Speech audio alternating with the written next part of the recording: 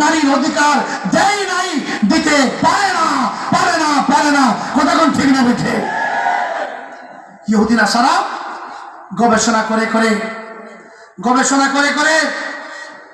বের করে কোন পন্থায় হাঁটলে মুসলমানদের ঈমান ধ্বংস হবে।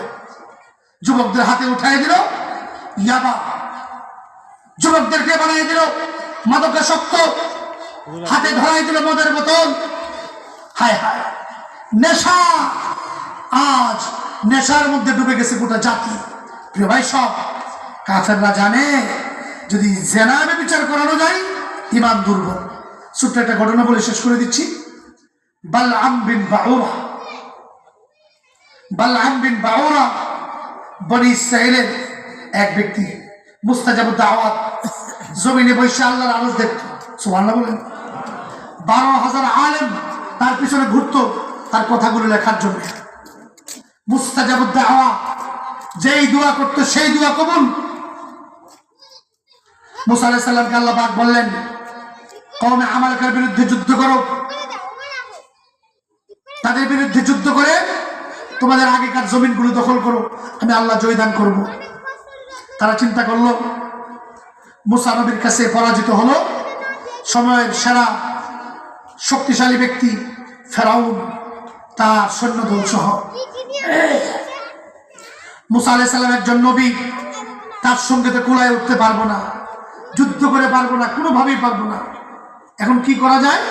বুদ্ধি বাই করছে বালআম বিন বাউরা, মুস্তাজাবুদ দাওয়াত, তাকে আইনা যদি আমরা পক্ষে একটা দোয়া করে দেয়, উনি যদি মুসা নবীর বিরুদ্ধে বদদোয়া করে, তাহলে মুসা নবী ধ্বংস হয়ে যাব, আমরা বেঁচে যাবো। নাউজুবিল্লাহ।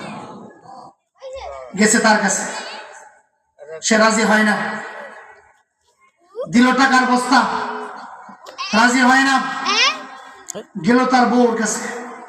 মহিলারা আবার একটু টাকা পয়সা লোভী থাকে। মহিলা যখন টাকার বস্তা দেখছে রাজি হয়ে গেছে। এবার স্বামীকে বলতেছে, তাদের প্রস্তাবে আপনি রাজি হয়ে যান।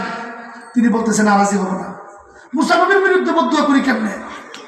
আপনি যদি রাজি না হন, আমি গেলাম বাবার ঘরে। সে দেখলো একদিকে বিবি আর একদিকে টাকা, কতক্ষণ রূপ সামলে রাখা যায়? টাকার মুখে পড়ে গেছে।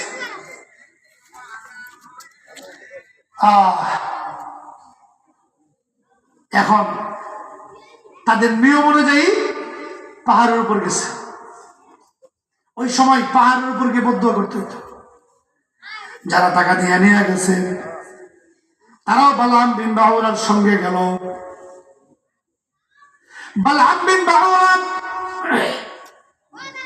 পাহাড়ে দাঁড়ায় আল্লাহর কাছে মুসা নবীর বিরুদ্ধে বদদোয়া করে আর বলে, আল্লাহ মুসাকে ধ্বংস করে দাও। কিন্তু যতবার মুসা নবীর বিরুদ্ধে বদদোয়া করতে যায়, ততবার যারা টাকা দিয়ে নিয়ে গেছে তাদের বিরুদ্ধে বদদোয়া চলে আসে।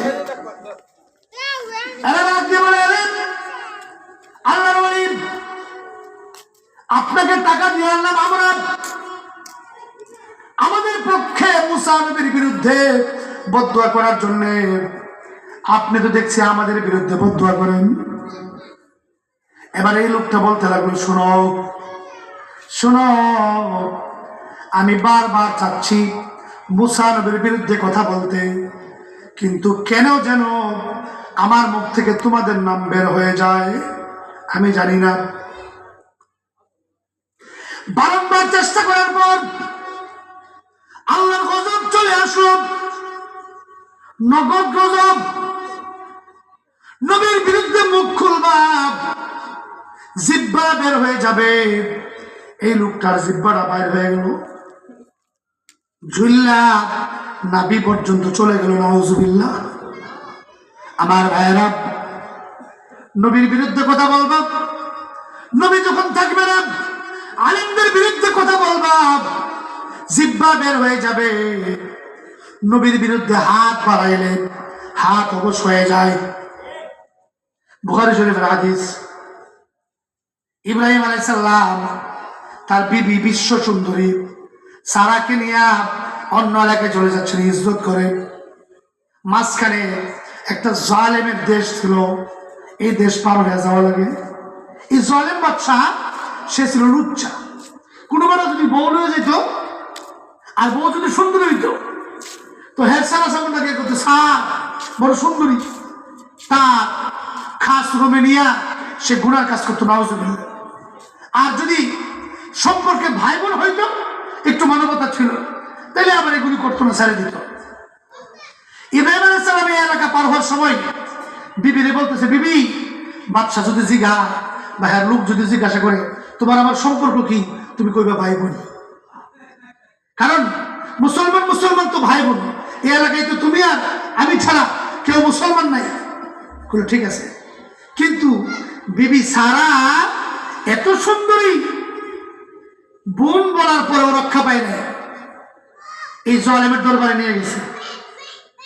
আমার ভাইয়েরা, বাদশাহ তার অন্দর মহলে যখন নিয়ে গেল, ইব্রাহিম পয়গম্বর সাথে সাথে নামাজে দাঁড়ায় গেলেন, সালাতুল হাজত, আল্লাহ তুমি বাঁচাও। নামাজের বদৌলতে আল্লাহর সাহায্য চলে আসলো। এই দুষ্ট লোক বিবি সারার দিকে যখন হাত বাড়াইলো, তার গায়ে ধরবে, টাচ করবে তাকে, অমনি দেখা গেল তার হাত অবশ হয়ে গেল, মাটির মধ্যে পয়রা গোড়াগড়ি করতে আরম্ভ করলো, নাচতে আরম্ভ করলো। ডাক দিয়ে বলে, ও বোন, ভুল করেছি, অন্যায় করেছি, আমাকে তুমি মাফ করে দাও। আল্লাহর কাছে দোয়া করো তিনি যেন আমাকে ভালো করে দেন। আল্লাহ ওনার দিকে হাত বাড়াইবা, হাত শেষ। বিবি সারা দোয়া করছে, ভালো হয়ে গেছে। আমার ভাইয়েরা, স্বভাব কিন্তু পাল্টায় না। আবার বিবি সারার দিকে হাত বাড়াই, কোন মতলবে হাত টুকুন আবার অবশ্য হয়ে গেল, মাটির মধ্যে গোড়াগড়ি করতে লাগলো। বুখারীর হাদিস। আবার বলো, ও মহিলা, আমাকে বাঁচাও, আল্লাহর কাছে দোয়া করো, আমাকে যেন আল্লাহ ভালো করে দেন। আবার তিনি দোয়া করলেন, আল্লাহ ভালো করে দাও। এবারও ভালো হয়ে গেল। তৃতীয়বার আবার হাত বাড়াইলো, আবার অবশ্য হয়ে গেল, আবারও দোয়া চাইলো, আবার ভালো হয়ে গেল। এবার খাদেমদেরকে ডাক দিয়ে বলতেছে, এটা কি মানুষ না জিন? কারা ধরে লয়েছ, তাড়াতাড়ি বের কর। যাওয়ার সময় তাকে একা ছাড়ে নাই, একজন খাদেমা, একজন সেবিকা দিয়ে দিল, যার নাম হলো হাজার, ইসমাইল আলাইহিস সালামের আম্মা। আমরা তো হাজারা বলি, আসলে নাম হলো হাজার। হযরত আবু হুরায়রা বলেন, তিলকা উম্মুকুম ইয়া বানি মা ইস সামা। ও আরববাসী,